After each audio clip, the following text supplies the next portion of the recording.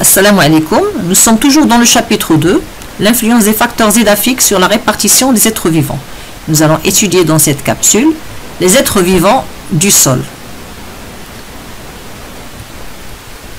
Nous avons étudié précédemment les caractéristiques et les propriétés du sol. Le sol possède des caractéristiques physiques et chimiques. C'est le siège de nombreuses réactions chimiques et de phénomènes physiques et peut regrouper plusieurs écosystèmes où vivent des êtres vivants. Alors, comment mettre en évidence la présence d'êtres vivants dans le sol? Quel est le rôle des êtres vivants du sol? Et quelles sont les étapes de formation du sol, ce qu'on appelle la pédogénèse? Alors, comment mettre en évidence la faune et la flore dans le sol? On va commencer par une première expérience toute simple. Tout simplement, nous allons mettre une quantité de ster dans un flacon et mesurer la variation de l'oxygène et de CO2 par la technique de l'hexao. Nous allons constater que la quantité de l'oxygène diminue dans le flacon, ce qui veut dire que le sol contient des êtres vivants. Une deuxième expérience, l'expérience de Berlez, permet de récolter la faune qui se trouve dans un sol. L'éclairement intense et la température fait fuir les petits animaux qui vont tomber dans le récipient et être piégés dans le récipient où il y a de l'alcool. Pour les observer, il est nécessaire d'utiliser une loupe binoculaire. On voit dans cette photo qu'il y a plusieurs espèces qui varient par la forme, par la taille, etc. À titre d'exemple, nous avons les mille-pattes, les oribates, les pseudoscorpions, les vers de terre ou lombriques, les colomboles et encore plusieurs autres espèces. Des statistiques ont permis de montrer que dans les 30 cm supérieurs d'un mètre carré de sol, on peut trouver jusqu'à 50 000 colomboles de 0,9 mm de taille et jusqu'à 70 000 acariens dont la taille varie de 0,1 à 5 mm. Donc on va voir s'il y a aussi des micro-organismes dans le sol. Pour ceci, nous allons définir la litière. La litière est la couche superficielle du sol. Elle est constituée de débris de végétaux, de cadavres d'invertébrés, d'excréments d'animaux et de spores et mycélium. Il vous est déjà arrivé de voir, ou bien d'observer des feuilles en cours de décomposition, bien totalement décomposées. Quelle est la cause de cette décomposition? Pour ceci, une expérience a été réalisée. Donc, dans deux boîtes de pétri, on met deux quantités de terre et on dépose dessus deux feuilles mortes. Dans la boîte pétri B, la quantité de terre a été chauffée à 100 degrés, donc la terre a été stérilisée. Dans la boîte pétri A, la quantité de terre n'a pas été chauffée. On place les deux boîtes à 25 degrés pendant plusieurs semaines, puis on observe les résultats et voici les résultats. Donc, la feuille de la boîte B a été totalement décomposée. Par contre, la feuille de la boîte A a été totalement décomposée. Par contre, la feuille de la boîte B est restée intacte parce que la boîte B contenait de la terre qui a été chauffée, donc stérilisée. Le microscope, donc l'observation de la feuille de la boîte B, de la boîte A au microscope, montre la présence de filaments blancs. Il s'agit de mycélium de champignons. L'observation au microscope électronique montre la présence aussi de bactéries. Donc le mycélium des champignons et les bactéries sont à l'origine de la décomposition des feuilles. Les composants de la litière subissent deux types de réactions. Une première réaction qui s'appelle l'humification, c'est la transformation de la litière en humus par la microfaune et la microflore. Une deuxième réaction qui s'appelle la minéralisation, c'est la transformation de l'humus en matière minérale. Maintenant, nous allons étudier les rôles des êtres vivants du sol. On commence par le rôle mécanique des êtres vivants du sol. La première photo montre des terriers de lapins. Les lapins creusent des terriers dans le sol pour se cacher, pour mettre les petits, etc. Les lombrics aussi creusent des galeries dans le sol.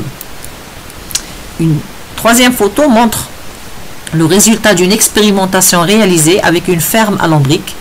On a mis dans des bacs, dans les parois en verre, des différents types de terre de couleurs différentes. On y a introduit des vers de terre. Après quelques jours, on observe et on voit que ces terres ont été totalement mélangées et brassées. Donc les animaux en creusant participent à l'augmentation de la porosité et l'aération du sol et au brassage de ses constituants. Maintenant, nous allons voir le rôle chimique de la fonte du sol.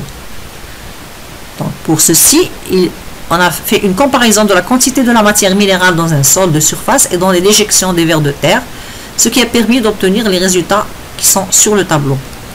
Donc en comparant les pourcentages de ces éléments, on voit très bien que leur pourcentage est nettement supérieur dans les turicules, c'est-à-dire les déjections des vers de terre, par rapport au sol de surface. Donc les turicules des lombriques sont plus riches en matière minérale et organique. Donc les lombriques enrichissent le sol en matière organique et minérale. Récapitulons. Les êtres vivants jouent un rôle mécanique en aérant le sol et en brassant ses différents constituants, et un rôle chimique en l'enrichissant en matière organique et minérale. Alors, maintenant nous allons voir comment se forme le sol. Pour ceci, nous allons observer une coupe au niveau d'un sol. Voici une photo d'une coupe au niveau d'un sol. Donc tout à fait en haut, on a de la végétation. Après, on a un horizon qui s'appelle la litière, où il y a les feuilles mortes, etc. Puis on a l'humus, une partie qui s'appelle l'humus, c'est de la matière, c'est une terre riche en matière organique qui a une couleur noire. Et puis une couche minérale. Les trois horizons forment ce qu'on appelle le sol. Ceci repose sur un sous-sol qui est formé par la roche mère ou bien la roche initiale. Sur le modèle, on voit la même chose. Donc la végétation en surface, puis la litière, l'humus, puis la couche minérale, le tout sur un sous-sol qui est la roche mère. Et les trois horizons forment ce qu'on appelle le sol.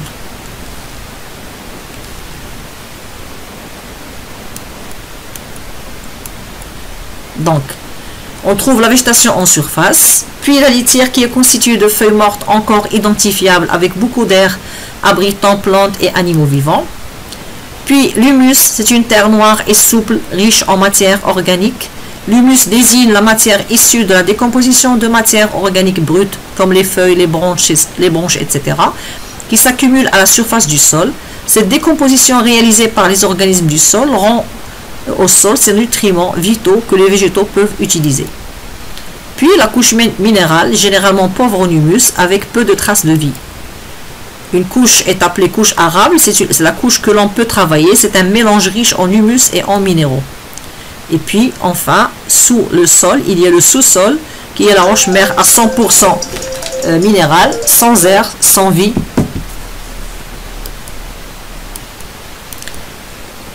Maintenant, nous allons voir les étapes de formation de sol.